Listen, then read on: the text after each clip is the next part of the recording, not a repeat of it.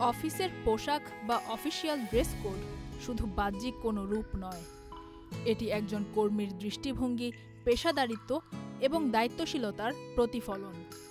পুরুষদের ক্ষেত্রে অতিরিক্ত ক্যাজুয়াল পোশাক যেমন half pant, sleeveless T shirt, sports jersey বা হুডি অফিসে মানানসই নয়। এগুলো আপনাকে অলস বা দায়িত্বহীনভাবে উপস্থাপন করে। এছাড়াও বেশি ফিটিং পোশাক অনেক সময় নারী এবং পুরুষ উভয়ের ক্ষেত্রেই অস্বস্তিকর দেখায়, যা কর্মক্ষেত্রে অস্বস্তিকর পরিবেশ তৈরি করে।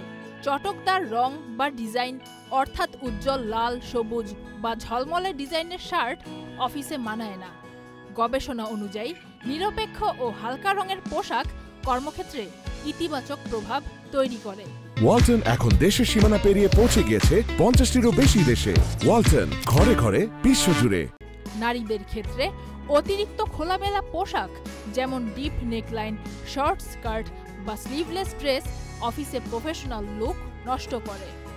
অতিরিক্ত ঝলমলে পোশাক ও অলংকার, উজ্জ্বল গ্লিটার বা পার্টি ওয়্যার ধাঁচের পোশাক অফিস পরিবেশে বেমানান।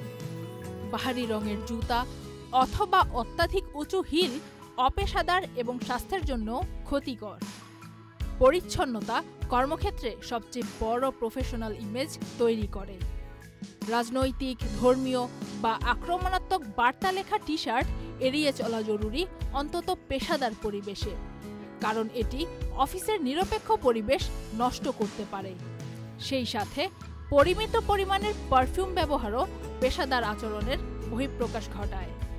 একটি গবেষণায় দেখা গেছে, অফিসে ড্রেস কোড মানলে কর্মীদের প্রোডাক্টিভিটি 20% পর্যন্ত বৃদ্ধি পায়।